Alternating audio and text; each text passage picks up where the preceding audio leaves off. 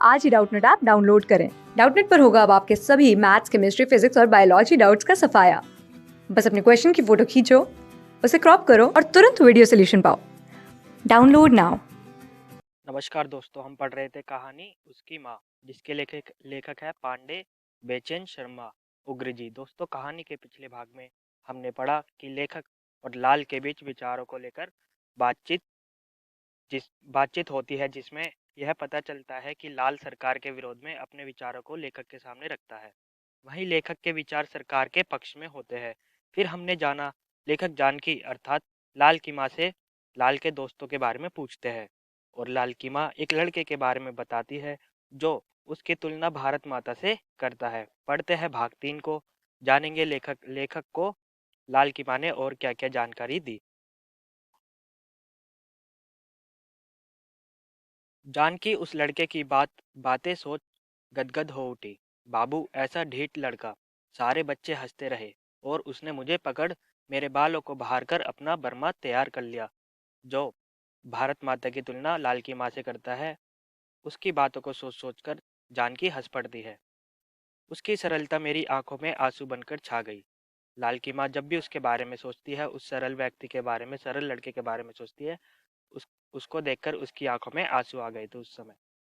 लेखक ने पूछा, लाल की माँ, और भी वह कुछ बातें करते हैं? लड़ने की, झगड़ने की, गोला गोली या बंदूक की? लेखक पूछते हैं, क्या वह लड़के जब आपस में मिलते हैं तो और कौन कौन सी बातें करते हैं, जैसे लड़ने की, झगड़ने की, गोला या गोली या बंदूक जैसी कोई बातें करते हैं? लाल की माँ बताती है, अरे बाबू, उसने मुस्कुराकर कहा, वह सभी बातें करते हैं, उनकी बातों का कोई मतलब थोड़ी ही होता है।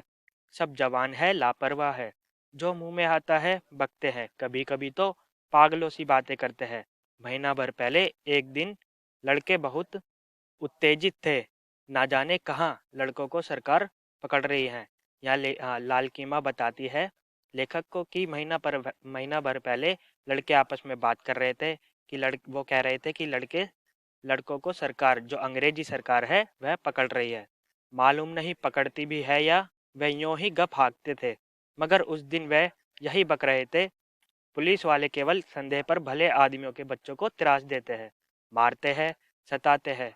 ये अत्याचारी पुलिस की नीचता है। ऐसी नीच शासन प्रणाली को स्वीकार करना अपने धर्म को, कर्म को, आत्मा को, परमात्मा को भुलाना है, धीरे धीरे घुलाना, मिटाना है। वह लड़के आपस में बात करते हैं सरकार के विरोध में कि सरकार किस किस प्रकार लोगों पर अत्याचार करती है, और वह बताते हैं कि इस सरकार का विरोध ना करना मनुष्य की आत्मा को, परमात्मा को भुलाना है, और उनकी आत्मा धीरे धीरे घुल रही है, मिट रही है। एक ने उत्तेजित भाव से कहा, उन लड़कों में से एक एक ने उत्तेजित भाव से कहा, अजी, ये परदेसी कौन लगते हैं, यानी जो अंग्रेज है वह कौन लगते हैं?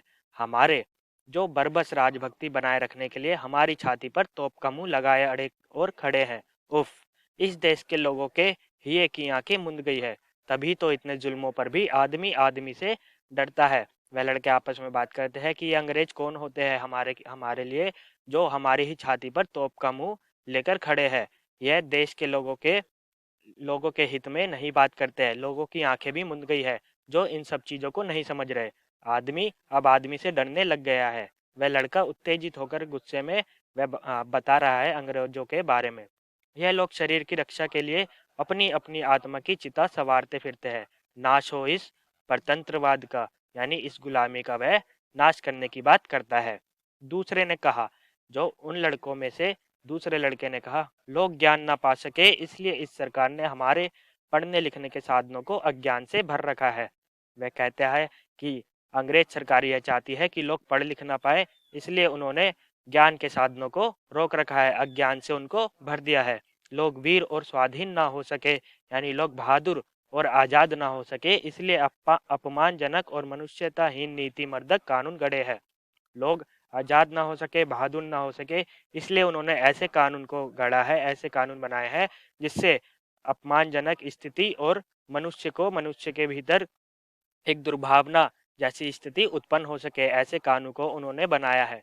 गरीबों को चूसकर सेना के नाम पर पले हुए पशुओं को शराब से, कबाब से मोटा ताजा रखती है यह सरकार।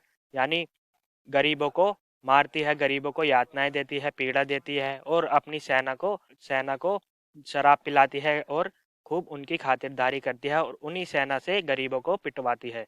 यह सरकार धीरे धीरे जोंक की तरह हमारे धर्म, प्राण और धन चूसती चली जा रही है।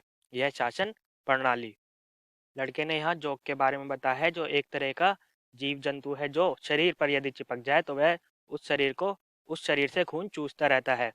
इसी तरह सरकार को उसने माना है कि वह सरकार एक जोंक की तरह है जो हमारे धर्म, प्राण और धन को चूसती चली जा रही है।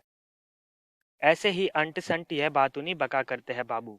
जभी जभी चार छोकरे जुटे तभी यही चर्चा। लाल के साथियों का मिजाज भी उसी सा अलहड़ बिलहड़ मुझे मालूम पड़ा है।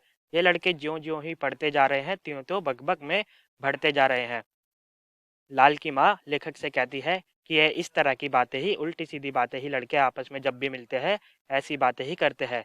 लाल की तरह इनके साथियों का भी दिमाग ऐसा ही है जो सरकार के विरोध में ऐसी ऐसी बातें करते जा रहे हैं। पता नहीं कौन सी किताबें पढ़ते हैं। लेखक की माँ लाल की माँ लेखक से ये सब बातें कहती है। लेखक कहते हैं ये बुरा है। लाल की माँ, मैंने गहरी सांस ली।